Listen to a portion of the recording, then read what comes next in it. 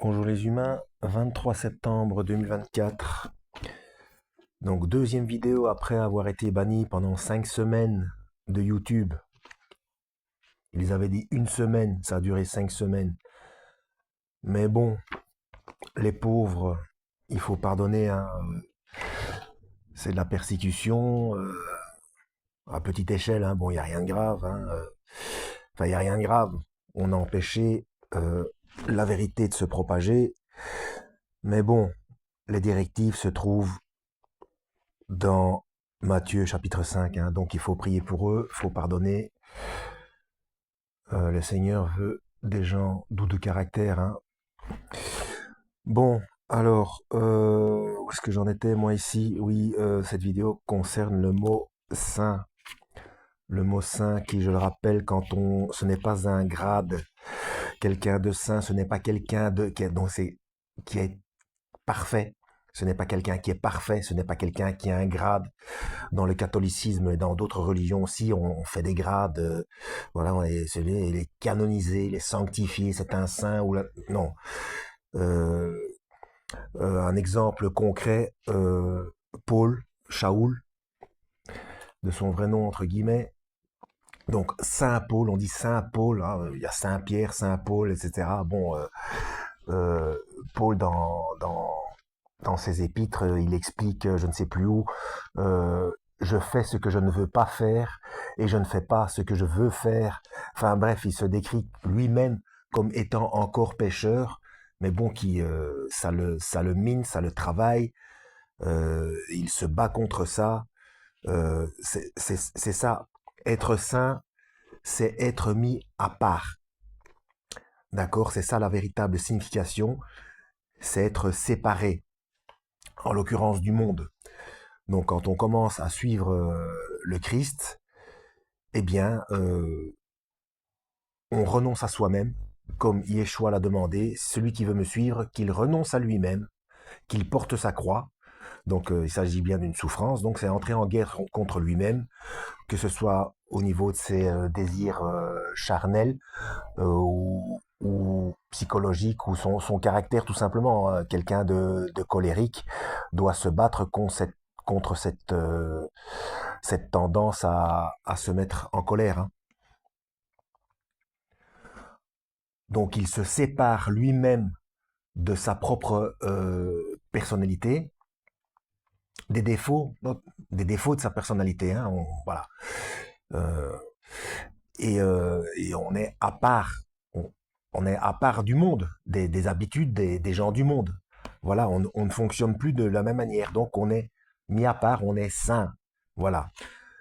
Je dis ça par rapport à ce que je veux expliquer dans Luc chapitre 4 à partir du verset 31. Yeshua arrive dans une ville, notamment à Capernaum ou Capharnaüm, selon la version de la Bible que vous avez entre les mains. Ville de la Galilée, il les enseignait le jour du sabbat. On était frappé par son enseignement car il parlait avec autorité. Voilà, les gens trouvaient ça déjà étrange qu'un jeune rabbin parle avec autorité. Donc quelqu'un qui parle avec autorité à cette époque-là, euh, bon, c'était assez étrange parce que c'était soit quelqu'un d'orgueilleux ou quelqu'un de fou ou enfin c'était pas habituel d'avoir quelqu'un en face de soi qui enseigne avec autorité. Alors, dans la synagogue se trouvait un homme qui avait un esprit démoniaque impur. Donc il avait un esprit démoniaque en lui. Donc le gars, on dirait maintenant qu'il n'était pas tout seul. Donc une sorte de schizophrénie. Et on va voir plus tard que, enfin dans quelques mots, même pas dans quelques phrases, dans quelques mots, que ça s'avérait être exact. Alors il s'écria d'une voix forte, ah, que nous veux-tu, Jésus de Nazareth? Que nous veux-tu? Déjà le gars il parle au pluriel. Bon. Es-tu venu pour nous perdre? Je sais qui tu es, le Saint de Dieu. Alors voilà ce qui est intéressant. Je sais qui tu es, le Saint de Dieu. Donc, au niveau métaphysique, ce qu'il faut savoir, c'est que un démon Auparavant, c'était un ange. Un démon, c'est un ange qui a été déchu de ses droits, car il a désobéi à Dieu. Voilà, il a suivi Lucifer, euh, et donc il est devenu un opposant, donc un Satan. Quand on prend le mot Satan comme adjectif, Satan veut dire opposant ou adversaire, hein. Donc, ça c'est au niveau de l'adjectif. Le nom propre, évidemment, c'est Lucifer qui est devenu Satan, le Satan en chef. Voilà. Bon. Et donc, les démons, ayant été créés en dehors de l'espace-temps, donc ce sont des anges qui ont été créés et qui ont simplement désobéi, donc qui ont été déchus, ce sont devenus des démons, mais ils ont été créés en dehors de l'espace-temps à la base. Donc ils ont vécu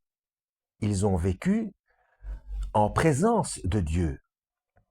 D'ailleurs, c'est pour ça que eux ne seront pas pardonnés, parce qu'ils connaissent la vérité. Ils ont eu toutes les preuves depuis le premier instant de leur existence. Donc, ils connaissent le fonctionnement de Dieu. Ils savent qui il est, ce qu'il est, comment il est. Voilà.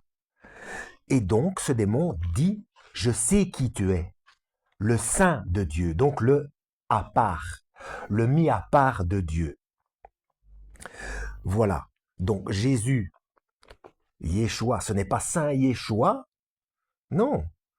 C'est carrément le à part de Dieu, celui qui a été mis à part. Voilà, donc je mettrai cette vidéo dans la playlist La Trinité, et je mettrai cette playlist en description d'ailleurs. Donc ce démon connaît le fonctionnement de Dieu, donc il sait très bien qu'il a affaire à une partie de Dieu. Voilà. Je rappelle pour les musulmans que même dans le Coran, dans la sourate An-Nisa, verset 171 ou 171, Yeshua, que vous appelez Issa, c'est pas correct non plus, comme Jésus n'est pas correct non plus, mais bon bref, eh bien, Kalimet Allah, donc le verbe de Dieu, la parole de Dieu, donc ce n'est pas un simple prophète, donc déjà, il y a une contradiction dans ce verset, quand on dit que c'est un simple messager. Non, bah non.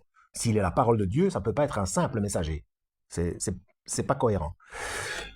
Donc, c'est la parole de Dieu, et c'est encore plus explicite dans Jean, donc Yohanan, chapitre 1,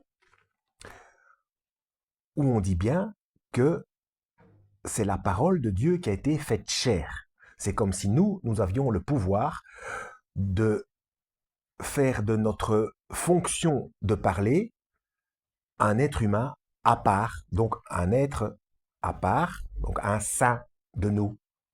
Eh bien, c'est exactement pareil. Yeshua, le Christ, est le saint de Dieu. Ce n'est pas un saint, c'est le saint de Dieu. Voilà, donc ce démon savait très bien qu'il avait en face de lui une des fonctions de Dieu, en l'occurrence la parole, qui a été faite chair. Voilà. Alors, cette vidéo, c'était un petit peu long, un petit peu répétitif, mais c'était bien pour vous faire comprendre l'importance de la chose et l'importance de lire, parce que j'ai lu la Bible déjà presque 3 fois en entier, euh, mais je fais plein de recherches tous les jours, hein, mais je veux dire de manière linéaire. Ça fait presque 3 fois en entier, et c'est seulement la première fois que je me rends compte de ce que ça voulait dire.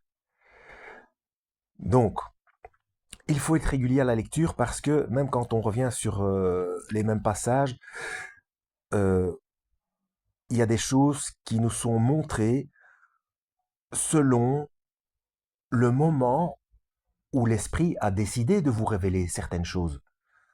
Donc même si ne soyez pas, surtout si vous n'avez pas l'habitude de lire, ne soyez pas, comment dire, déçu, voire déprimé de ne pas comprendre ce que vous lisez. C'est pour ça qu'il faut lire régulièrement, parce que des choses vous seront révélées en temps voulu. Et puis aussi, c'est l'habitude de lire qui fait qui augmente ses chances de révélation, quoi. Et puis, comme je vous ai dit déjà précédemment, un chapitre, ce n'est pas long. Un chapitre, selon la grandeur du chapitre, c'est entre 30 secondes et 3 minutes. Ce qui veut dire que si vous prenez 10 minutes de votre journée pour lire la Bible, ça vous fait 3 chapitres par jour. Donc, lisez, même si vous ne comprenez pas ce que vous lisez, lisez. Et même si vous revenez sur les mêmes choses à un autre jour, eh bien, dès qu'il est décidé que vous compreniez cette chose, vous la comprendrez. Donc ne soyez pas démoralisé de ne pas comprendre ce que vous lisez. Voilà, quand Dieu veut montrer quelque chose, il le montre, tout simplement.